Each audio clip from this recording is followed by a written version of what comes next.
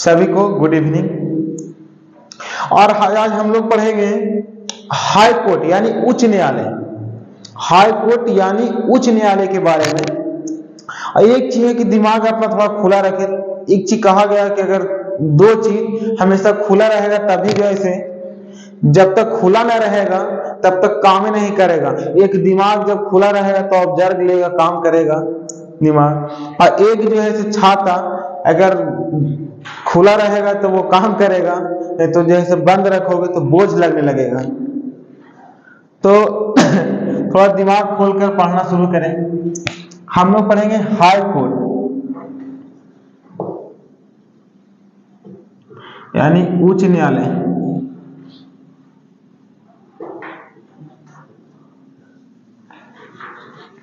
उच्च न्यायालय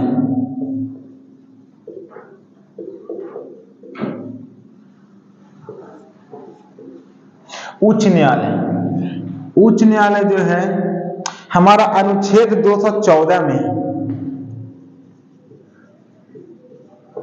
अनुच्छेद 214 में वर्णन है। अनुच्छेद 214 में है हमारा उच्च न्यायालय की चर्चा। अगर कहा जाए तो सुप्रीम कोर्ट जो है, सुप्रीम कोर्ट ही जो है सुप्रीम कोर्ट व्यवस्था या हाई कोर्ट व्यवस्था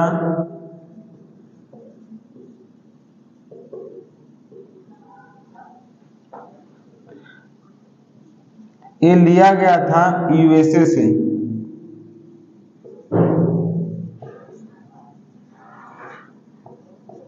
लिया गया था यूएसए, संयुक्त राज्य अमेरिका से लिया गया था। और अगर भारत में कहा जाए कि अगर पहली बार जो है उच्च न्यायालय स्थापना हुआ पहली बार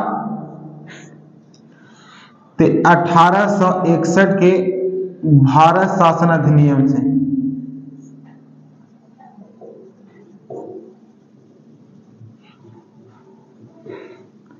भारत शासन अधिनियम 1861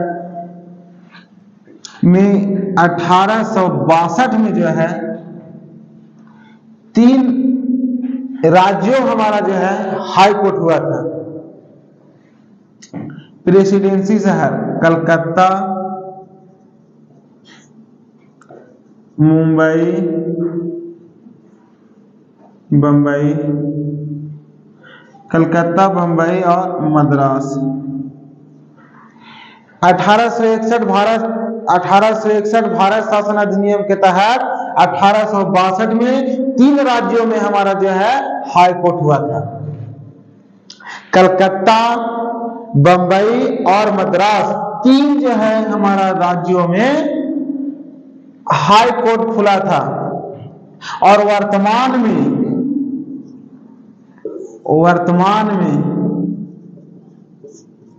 1935 के अधिनियम 1900 भारत शासन अधिनियम 1935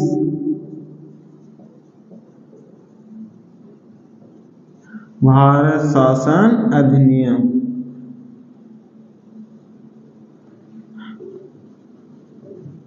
1935 भारत शासन अधिनियम 1935 भारत शासन अधिनियम के तहत हमारा कुल अगर कहा जाए तो हमारा भारत में 25 गो एससी हैं। यानी कहने का मतलब है कि 25 गो हाई कोर्ट है, 25 गो उच्च न्यायालय है हमारा भारत में। कई छोटे छोटे राज्यों है, कई छोटे छोटे राज्यों का एक ही उच्च न्यायालय होता है। कई छोटे छोटे राज्यों का एक ही उच्च न्यायालय होता है। और अगर सबसे ज्यादा अगर जज है भारत में, सबसे ज्यादा अगर जज है तो इलाहाबाद उच्च न्यायालय में, इलाहाबाद उच्च न्यायालय में 160 वहां जज मिलेगा। 160 जज है हमारा इलाहाबाद में। दूसरी बात, जज का जो है नियुक्ति कैसे होता है? उच्च न्यायालय के जज का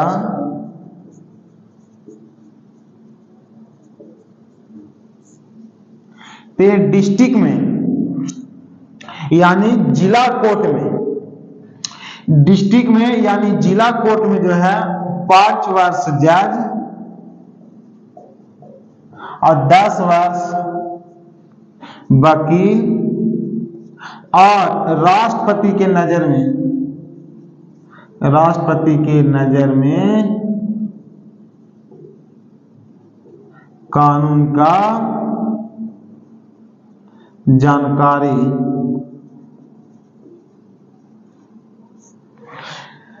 5 साल जिला कोर्ट में जज, 10 साल वकील और राष्ट्रपति की नजर में कानून का ज्ञाता हो, तभी जो है हमारा एससी का जो है से मुख्य न्यायाधीश और एससी का मुख्य न्यायाधीश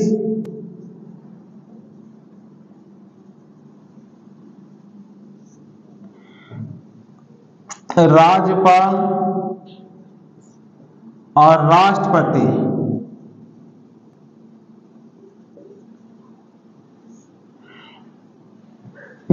एससी का मुख्य न्यायाधीश, एचसी यानी हाई कोर्ट का मुख्य न्यायाधीश, राज्यपाल ने सौंपता है किसको? इन सब मिलकर जो है से सौंपता है किसको? राष्ट्रपति को। तब जो है से राष्ट्रपति इसको जो है से नियुक्ति करता है। अब जो है हमारा उच्च न्यायालय का जो है से जज का शपथ कौन दिलाता है?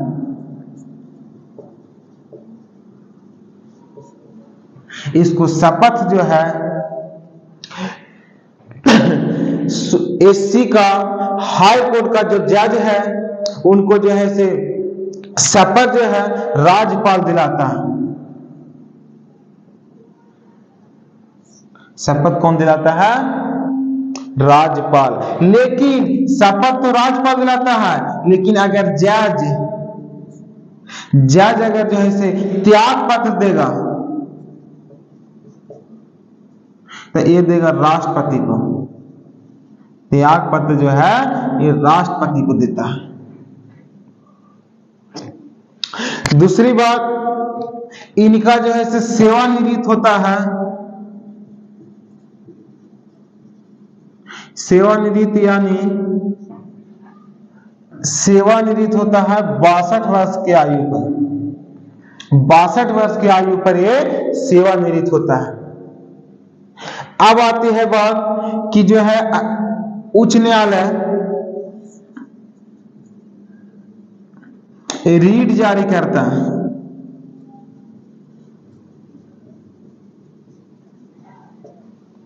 ये 5 प्रकार के रीट जारी करता है, और ये रीट जारी करता है अनुच्छेद 226 के तहत। ये रीट जारी करता है हाई कोर्ट रीट जारी करता है 226 अनुच्छेद के तहत, 226 अनुच्छेद के तहत। एक चीज और है कि हम लोग जो है हाई कोर्ट में डायरेक्ट नहीं जा सकते हैं। हाई कोर्ट में जो है डायरेक्ट मुकदमा नहीं जा सकता है। हम लोग चाहेंगे कुछ मारपीट करो, चलो हाई कोर्ट, पकड़ के कान पकड़े कर चलो कहाँ आ गया हाई कोर्ट की नंबर लगा, वहां जिला कोर्ट तुम्हारा है ही नहीं था। तो कहने का मतलब कुछ मुकदमा ऐसे है जो डायरेक्ट हाई कोर्ट जा सकता है, लेकिन कुछ मुकदमा ऐसे है जो डायरेक्ट हाई कोर्ट नहीं जा सकते हैं। डिस्ट्रिक्ट कोर्ट में जाएंगे, और अगर डिस्ट्रिक्ट कोर्ट में जो है अगर मामला सुलझ गया या मामला सुलझने लायक ना रहे तो वो डायरेक्ट एकदम चला जाता है सुप्रीम, तब वो जो है हाई कोर्ट में जाता है। और अगर मामला सुलझ गया हमारा जिला में ही, तब उसको हाई कोर्ट नहीं जाएगा। इसलिए डायरेक्ट हाई कोर्ट नहीं जा सकते हैं, डिस्ट्रिक्ट कोर्ट ही जाएंगे। डिस्ट्रिक्ट कोर्ट से अगर मामला सोल्व होगा, तब नहीं होगा तब वो हाई कोर्ट जाएगा। लेकिन कुछ मामला ऐसा है, कुछ ऐसा है कि जो है डायरेक्ट हम एससी में जा सकते हैं। तो कौन जा सकता है एससी में? ऐसी मुकदमा में कौन चला सकता है? तब पहला, ध्यान से सुनना, अगर सांसद एंड विधायक, सांसद और विधायक का अगर मामला पहुंच जाए, सांसद और विधायक का मामला चल जाएगा, तब जो है से हमारा सीधा हाई कोर्ट में अति होगा। सांसद और विधायक का मामला होगा तो हाई कोर्ट में जाएगा सीधे। और जो है दूसरा,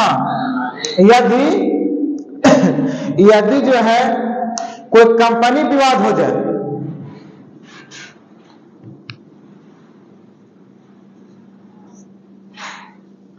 कंपनी विवाद हो जाए, कोई कंपनी विवाद हो जाए, तब जो है से हाई कोर्ट में जा सकता है मुकदमा। यदि कोई विवाह तलाक की बात आ जाए, विवाह एंड तलाक,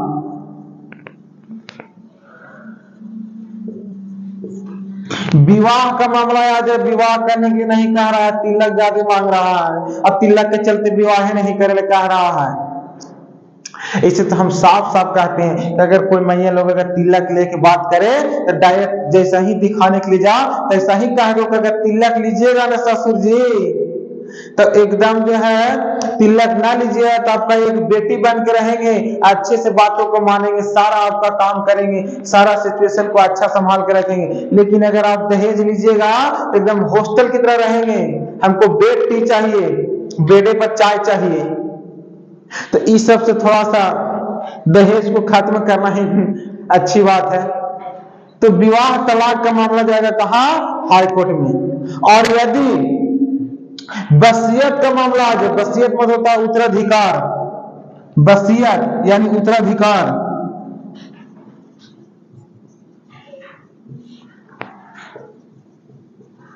उत्तराधिकार, ये मामला अगर चला जाए ये भी सीधे जाएगा हाई कोर्ट में। दूसरी बात, कर्मचारी का अगर विवाद आ जाए, कर्मचारी का कोई मामला आ जाए तो वो भी कहां जाएगा? अगर मूल अधिकार की बात आ जाए, मूल अधिकार का कोई जो मूल अधिकार हमारा दिया गया अनुच्छेद 12 से 35 तक, अगर मेरे अधिकार को हनन करता, अधिकार को कुछ छीनता है, अधिकार को खत्म करता, मेरे अधिकार की बातों को नहीं मानता, तब हम जैसे जहां जा सकते हैं? हाई कोर्ट में सीधा। कर्मचारी का विवाद है, कर्मचारी विवाद। फिर दूसरी बात, एक जनहित याचिका आता है, अभी हम लोग पढ़ेंगे डिस्ट्रिक्ट कोर्ट में जनहित याचिका। जनहित याचिका के मामला आ जाए एकदम सीधे कहां जाएगा? हाई कोर्ट में चला जाएगा।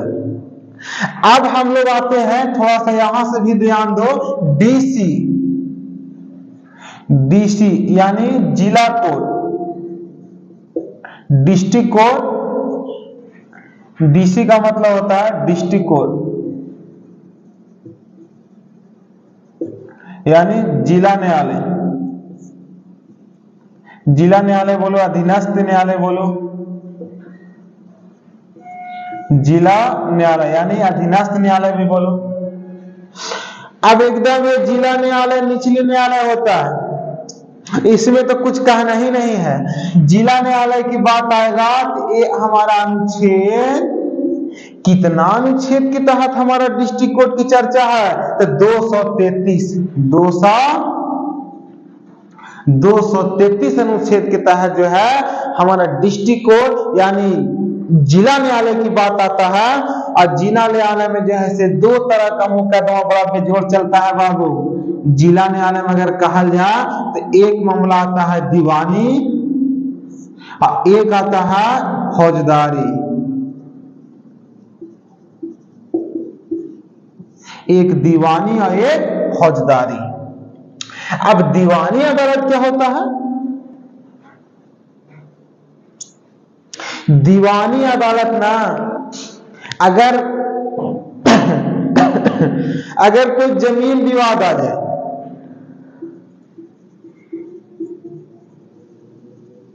जमीन विवाद आ जाए, दहेज प्रथा की बात आ जाए, जमीन विवाद, दहेज प्रथा, और भी जो है से कोई वैश्यत मैंने जब वैसा मैंने जो है वैश्यत वगैरह जो है समझे उत्तराधिकार की बात कुछ आवे मैंने कंडीशन कि जैसे कहने का मतलब है कि अगर बाप की संपत्ति है बेटा को ना देकर बेटी को सौंप दे। एक दोहा कहल गया है, रहीम कहे थे दोहा, जब किसी कुल में अगर जैसे दीप जलता है उजाला छाता है, दीप बुझता है अंधेरा छा जाता है। किसी कुल में अगर बेटा पैदा होता है तो खुशी होता है, लेकिन वही बेटा अगर आगे चल के मारने पीटने लगता है माँ बाप को तो बेटा कुपुत्र बन जाता है। अगर बेटा को ना दे करके अगर किसी बेटी को सारा संपत्ति का उत्तराधिकार बना दिया दे दिया तो उसमें भी जो है कंडीशन का मामला जा सकता है, दीवानी अदालत में जाएगा। जमीन किसी ने हड़प लिया, जमीनी विवाद आ गया तो एक जाएगा दीवानी में। दहेज प्रथा की बात आया दीवानी में जाएगा, दीवानी में धीरे धीरे धीरे मामला आगे बढ़ेगा, आगे जाकर वो विख्यात बनेगा। लेकिन फौजदारी क्या होगा, दीवानी में तो धीरे धीरे मामला गया, डायरेक्ट उस पर प्रहार नहीं किया, लेकिन धीरे धीरे बहुत ज्यादा प्रहार होना शुरू हुआ। लेकिन फौजदारी में क्या होता है, गुतिया वाला जमीन में विवाद हुआ, गुतिया में जमीन में विवाद हुआ और जम के मारपीट हो गया। गुतिया में जमीनी विवाद हुआ और एकदम जम के मारपीट हो गया, इतना मारपीट की हाफ मर्डर का धारा लग जाए तो वैसी सिचुएशन का मामला कहां जाएगा, फौजदारी में। अगर थोड़ा बहुत मामला हुआ तो चलेगा, लेकिन अगर पूरा जम के मारपीट हो जाए तो चल जाएगा किसमें, फौजदारी में। अब फौजदारी मुकदमा हुआ बैठल है, अगर कोई इतना मारपीट कर दे कि दम जो है हत्या पर चल जाए, इतना मार मारे ना कि एकदम हत्या कर दे उसको, उसी के बहाने बेचारा मार भी जाए। और भी अगर कहा जाए तो अगर किसी को उठाने का धमकी दे दे,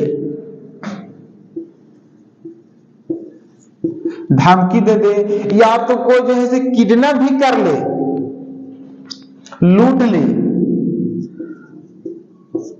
अपहरण, किसी को गायब कर देना और गायब करके उसे पैसा मांगना।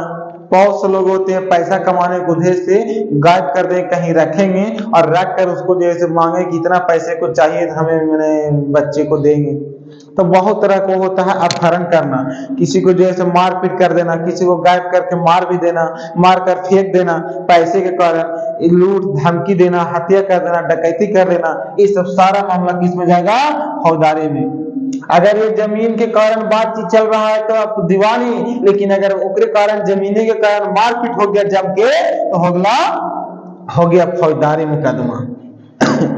अब एरा में और भी मुकदमा चलता है, जैसे हमारा हो गया लोक अदालत।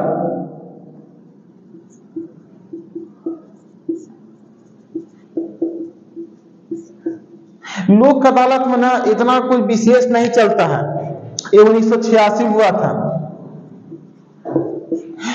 लोक अदालत क्या होता है ना कि किसी चीज का फैसला नहीं सुनाता है, लोक अदालत किसी चीज का फैसला नहीं सुनाता है, लेकिन अगर जो है से आपस में समझौता कर लिया, यानी ये दोनों जमीन के कारण लड़ा और लड़ने के बाद मारपीट किया, आपस में कर लिया समझौता, तो ये चल जाएगा कौन, लोक अदालत।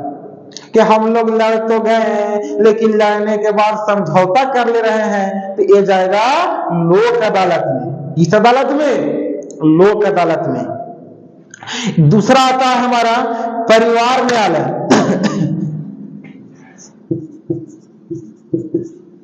परिवार न्यायालय, परिवार न्यायालय, परिवार न्यायालय ना इसके फैमिली कोर्ट, तो इसका स्थापना जो 1984 में हुआ था। परिवार न्यायालय का स्थापना 1984 में हुआ था। परिवार न्यायालय कहा होता है कि मैंने छोटा मोटा लड़ाई झगड़ा रहता है, जैसे सास और बहू का झगड़ा, सास और बहू का,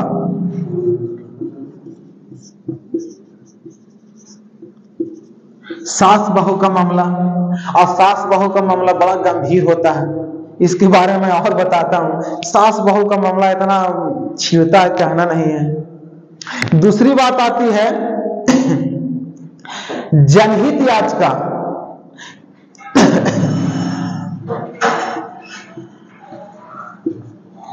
जनहित याचिका, जनहित याचिका क्या होता है ना, इसकी शुरुआत जो है एक जो है पब्लिक इंटरेस्ट लिटिगेशन होता है, इसके अपना होता है जनहित याचिका। ये बिल इसकी शुरुआत हुई थी 1980 में अमेरिका से। इसकी शुरुआत जो हुई थी, बहुत छोटा हो जा रहा है ना, शुरुआत हुई थी अमेरिका से। अमेरिका में कब हुई थी? अमेरिका से शुरुआत हुई थी 1980 में अमेरिका से। अब भारत में जो है इसकी शुरुआत हुई थी, भारत में शुरुआत 1985 से हुई थी। भारत में इसकी शुरुआत 1985 से हुई थी। अगर वैज्ञानिकों का वेतन वृद्धि ना हो, वेतन वृद्धि संबंधी कोई समस्या हो, तब जो है जनहित याचिका जारी करता है। दूसरी बात हम लोग पढ़े थे, एक और कोर्ट आता है मोबाइल अदालत। मोबाइल अदालत,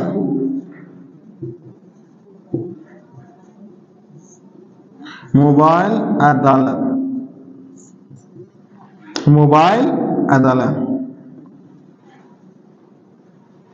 मोबाइल अदालत ये शुरू किया था हमारा एपीजे अब्दुल कलाम ने। मोबाइल अदालत की शुरुआत हुई थी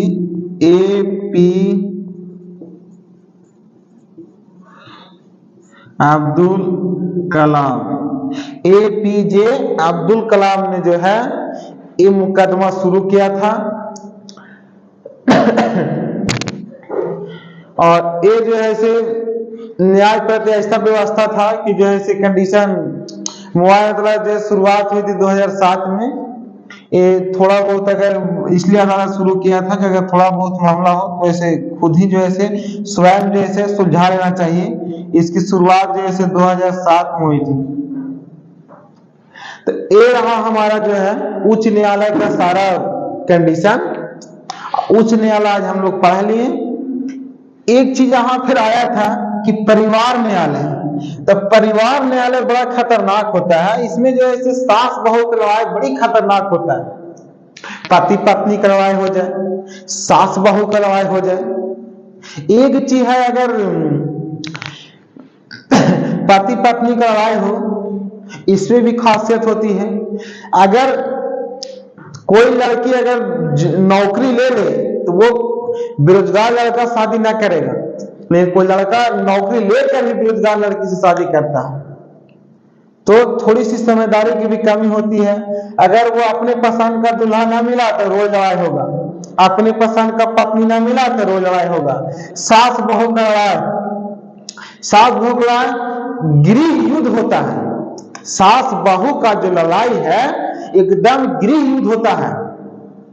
एकदम उसकी बात को वो नहीं सुनेगा, उसकी बात को वो नहीं सुनेगा, और दूसरे से दो चार लड़के लगा देगा कि तुम्हारी सास ऐसे बोल रही थी, और वो कह देगा कि तुम्हारा पुतोह ऐसे बोल रही थी, और दोनों का एक आदमी मिलकर और दोनों को जो है दो तरह का कान भरना शुरू करेगा।